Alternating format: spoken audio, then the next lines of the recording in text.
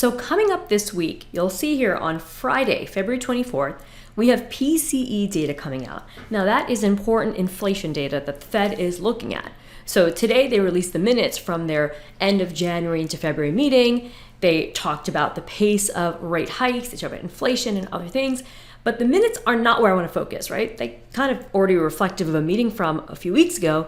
I want to look at where the market is ahead of the PCE data. Now, I'm not going to look at the SPY. I'm not going to look at even the S&P. I want to do something fresh and new for you guys. I want to look at the 10-year itself, okay? So we're going to use the 10-year yields chart going from monthly, weekly, down to daily. So if you're new here, I'm Hima Reddy, and I use price, time, and momentum analysis to help boost my trading and that of my tribes. And I'm starting here with a monthly chart, okay? Every candlestick representing one entire month of action on the 10-year yield. So here in Trade Stations, ticker symbol $TNX.X, you can see 10-year Treasury note interest rate. And we're going to analyze this together. So I have my RSI power zones down below, my favorite momentum indicator. And you can see I have some levels marked off here that were resistance on the 10-year. Now, why the air quotes? Because the 10-year yield is not something we want to use the word support and resistance with. We're going to get confused if we do that, because they're really the opposite of what the movement is on the bond. So on the bond chart, the 10-year bond chart, symbol TY, is where I might use support and resistance. Here, I'm not going to use those words. I'm just going to talk about movement and relative levels, okay? So there are some levels above the current yield that had been reached, and we want to see if we get up to those. So 43.24 was exceeded by 43.33. Now, when you're reading it on the chart like this, what you really want to do is move the decimal over 1 point, okay? So it's 4.324%, 4.013%. Got it? All right, cool. So let me take these lines off because this level was pierced. Now, this one over here, I actually just want to make it a dashed line because it was kind of significant in that it did hold on the balance, right? The price action wasn't able to climb above that level. And then there was a move lower on the yield chart. Okay, now looking at levels below the current yield. On the monthly chart, I'm going to just take the lines I have here and recycle a couple of them. And you'll see that I really honed in on the range of the August 2022 candlestick here. So on the monthly chart, that looks pretty good to me. I would also want to add a line here so that we are marking off the August 2007 range. So now let's take this chart and change it to a weekly time frame. We're not going to open up a fresh chart. We're going to just change this one, okay? So that way I still have those levels in there. And now look at the RSI power zones, price, and any potential market timing. So one thing I'm seeing here is that the RSI power zones have been super helpful on the weekly chart of the 10-year yield. Check it out. It went up into that zone in May 6th, pulled back into late July into early August, rallied up again in October, pulled back in January, and now is higher again. And this week, for the first time in a while, we're starting to get above this most recent price high on the yields chart at 39.05. Again, 3.90, okay? So I'm doing this fresh with you guys here. I didn't prepare these charts in advance. I didn't have like a whole thing I did. So I'm looking at this fresh with you. And what I'm seeing is the potential for the 10-year to go a bit higher. So let me show you specifically where. So a new level I've added in here is 41.22, again, 4.122%. That is an important resistance based on the weekly chart.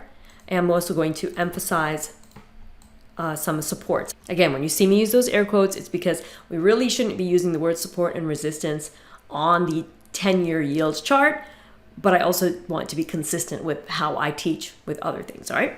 So I'm gonna add in one more level that I see here, and then we'll move to the daily time frame. All right, yet another one still. So the most nearby support on the 10-year is at 3.57, and the most nearby resistance is at 4.12. All right, now we're going to take this and go to a daily time frame. All right, so what I'm seeing here is actually a pretty cool Gann pattern In fact, I'm just going to go grab my book off my bookcase. Is that cool? If I go grab my book and bring it for you? All right, hold on a second.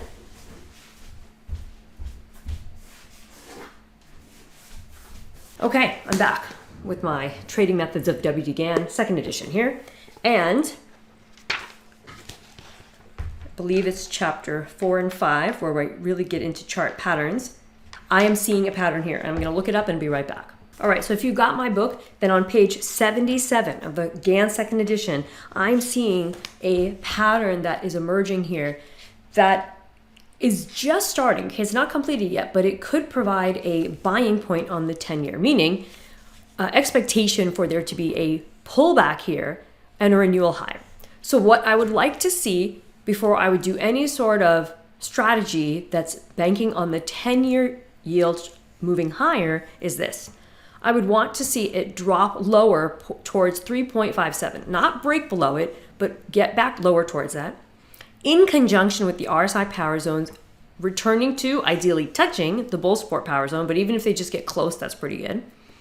And then see a price low form. Now, I don't know if that's going to happen. I'm just letting you know that the break of this 3.90 is the first trigger. And again, this is in page 77 of my Gann second edition book. And that would set up an ideal long-term play for the yields to go to the upside, okay? Now, if that doesn't happen, the other possibilities are that we keep shooting straight higher from here, right? We don't get that pullback or relief opportunity.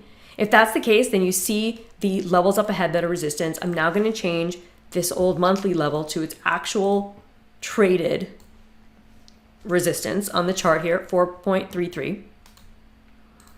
And those are the two that would be the next upside targets on the yield chart. Third scenario is that there's a pullback and it wipes out 3.57 support, right? It doesn't actually hold it.